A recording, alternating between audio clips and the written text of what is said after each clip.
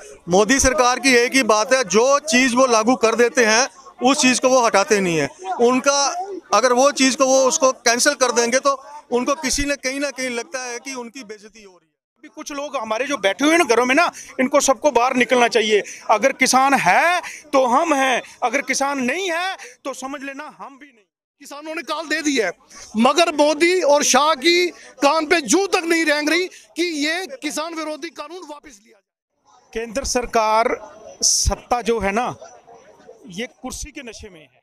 अस्सलाम वालेकुम, आदाब। आप देख रहे हैं स्टेट ऑब्जर्वर और मैं हूं आशिया खान। जिस तरह से पूरे देश में किसानों का जो प्रोटेस्ट है वो चल रहा है, उसी की एकता का आपको परचम यहाँ पर देखने को मिलेगा। गांधीनगर फतेह सिंह गुरुद्वारे के बाहर यहाँ पर जो आप इनके हाथों में पोस्टर्स देख सकते हैं, पोस्टर्स में साफ तौर पर लिखा है roll back anti farmer law, black law. जिस तरह से किसानों की बैठक हम कहें वो हो रही है, फिर भी किसानों को संतुष्टि नहीं है। और किसान जो बॉर्डर्स हैं, जिस तरह से आप जानते हैं कि किसानों ने दिल्ली के बॉर्डर पर कब्जा किया है, जो हरियाणा चंडीगढ़ के तमाम बॉर्डर्स इस समय अभी सारी जगह बंद कर दिए गए हैं किसानों को लेकर। तो किसानों ने जो भारी मात्रा में उनका विरोध किया है। चलिए मैं आपको साफ तौर पर पहले इनके हाथ में पोस्टर दिखाना चाहूंगी जिस पे लिखा है roll back anti farmers black law. Civil society जो है वो इसका पुरजोर बहिष्कार कर रही है, क्योंकि कहीं ना कहीं किसानों को कितने दिन हो गए हैं वहां पर बॉर्डर पर। तो चलिए हम इनसे जानने की कोशिश करते हैं और बातचीत करने की कोशिश करते हैं, क्योंकि प्रोटेस्ट का हिस्सा है। सर क्या नाम है आपका? मेरा नाम अशोक कुमार बसोत्रा, मैं एडवोकेट हूँ पेशे से और SC ST OBC ऑर्गेनाइजेशन को लीड करता हूँ J&K में। ये किसान विरोधी कानून है, बहुत बुरी तरह से किसानों को रौंदा गया है। किसानों को एक साजिश के तहत अंबानी अडानी जैसे बिलियनियर्स का बंधुआ मजदूर बनाने की कोशिश की गई है। उनका अपना जो राइट है जमीन पे वो खत्म करने की कोशिश की जा रही है, और जो MSP उनको मिली हुई थी पहले, मिनिमम सपोर्ट प्राइस, उसको बर्बाद करने की साजिश की गई है।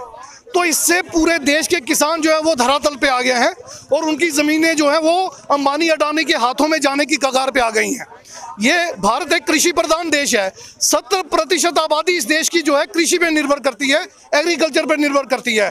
और चूंकि एक मैं वकील होने के नाते ये कह रहा हूँ कि ये कानून जो है पूरी तरह से किसान विरोधी है और देश विरोधी है, क्योंकि अगर अन्नदाता नहीं बचेगा तो ये देश नहीं बचेगा।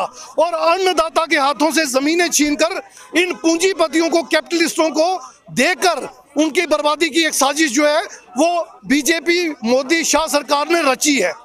मोदी और शाह की सरकार ने पूरी तरह से किसान और देश विरोधी और खालिस्तानी, ये खुद गलत रास्ते पे हैं, गलत कानून बनाते हैं, दूसरों को टैग करते हैं, देश विरोधी कानून ये बनाते हैं। चलिए सर, साफ तौर पर हम ये कहना चाहेंगे काफी बैठकें भी हुई किसानों की बीजेपी सरकार के साथ, केंद्र सरकार के साथ, पर फिर भी उनकी मांगों को नहीं माना जा रहा। अगर हम साफ तौर पर देखें, अगर घर पे भी एक पिता होता है, अगर उसके बच्चे को वो कानून पसंद नहीं होता तो पिता भी लागू नहीं करता। फिर अगर हम मोदी साहब की बात करें तो फिर उनको ये चीजें क्यों समझ में नहीं आती? मैडम, जब से मोदी सरकार आई, आप देखिए, जैसे NRC का कानून था, पूरे देश में उसका विरोध हुआ।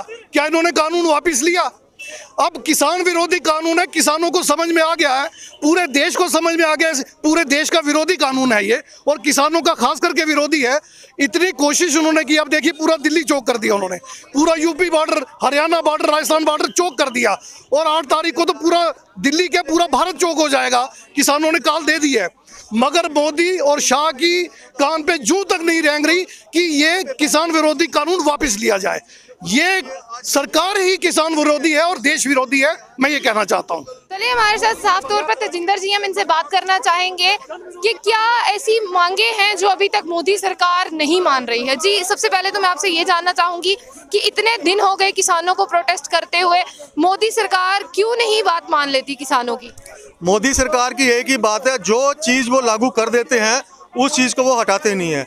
उनका अगर वो चीज़ को वो उसको कैंसिल कर देंगे तो उनको किसी ने कहीं ना कहीं लगता है कि उनकी बेइज्जती हो रही है, पर उनको ये नहीं लगता कि एक गरीब जो अपने हक के लिए लड़ रहा है वो किस कदर लड़ रहा है और क्यों लड़ रहा है। वो सिर्फ अपनी कुर्सी के लिए और अपने स्वार्थ के लिए ही काम कर रहे हैं।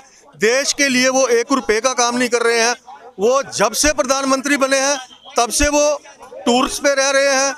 कितने उन्होंने गलत फैसले लिए, कितना उन्होंने जो लोगों के साथ गलत किया है वो किसी को दिख नहीं रहा। आज हमारे देश के अन्नदाता जो यहाँ पे प्रोटेस्ट कर रहे हैं उनकी बात नहीं मानी जा रही, उनके साथ एक आतंकवादी जैसा ट्रीटमेंट किया जा रहा है, पानी की बुछारें की जा रही है, आंसू गैस के गोले छोड़े जा रहे हैं, सिर्फ तो सिर्फ इसलिए कि वो अपने हक के लिए वहाँ पे इकट्ठा हुए हैं। वो हक, जो हक भाजपा ने और केंद्रीय सरकार के प्रधानमंत्री हमारे नरेंद्र मोदी जी ने जो छीना है, उस हक के लिए लड़ रहे हैं। पर अभी तक हमें जो इंसाफ नहीं मिला, पर इतना टैग जरूर मिलता है। हर बार हमें यही बोला जाता है जब भी हम अपने हक के लिए लड़ते हैं। साफ तौर पर मैं ये जानना चाहूँगी, किसानों ने पूरा जो बॉर्डर से उनको बंद करने की कॉल दे दी है, फिर भी इतनी बड़ी बात बोलने के बाद भी कोई असर क्यों नहीं? असर इसीलिए नहीं हो रहा क्योंकि मोदी जी किसी की बात सुनना नहीं चाहते। वो मन की बात भी अपनी करते हैं और दिल की बात भी अपनी करते हैं। वो सिर्फ अपने आप के लिए जीते हैं, अपने स्वार्थ के लिए जीते हैं। उनको किसी से कुछ नहीं लेना देना। अगर वो देश के सच्चे प्रधानमंत्री होते, आज लाखों की तादाद पे किसान सड़कों पर हैं। आज 2 दिन में उनका फैसला हो जाना चाहिए था, पर नहीं, क्योंकि वो मन की बात अपनी चलाते हैं और अपने ही दिल की बात करते हैं। वो चलिए, साफ तौर पे हमारे साथ कुछ और सदस्य भी हैं, हम इनसे बातचीत करेंगे और जानने की कोशिश करेंगे कि इनका क्या स्टैंड है। जी सर, आप क्या कहना चाहेंगे प्रोटेस्ट के बारे में जो फार्मर्स का चल रहा है? की बात करें, किसी ना किसी, चाहे वो स्टेटस अपलोड करके, चाहे वो डीपीज अपलोड करके, चाहे वो कुछ भी अपलोड करके अपना समर्थन किसानों को दे रही है, फिर भी केंद्र सरकार क्यों नहीं सुन रही? केंद्र सरकार सत्ता जो है ना, ये कुर्सी के नशे में है।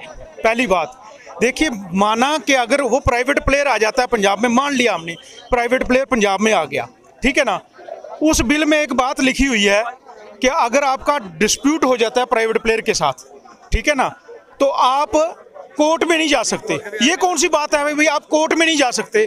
अगर कल को प्राइवेट प्लेयर के साथ उनकी कोई डिस्प्यूट बन जाता है, उनके फसल लेने के बाद वो पैसे नहीं देता है, तो वो कहाँ जाएगा किसान?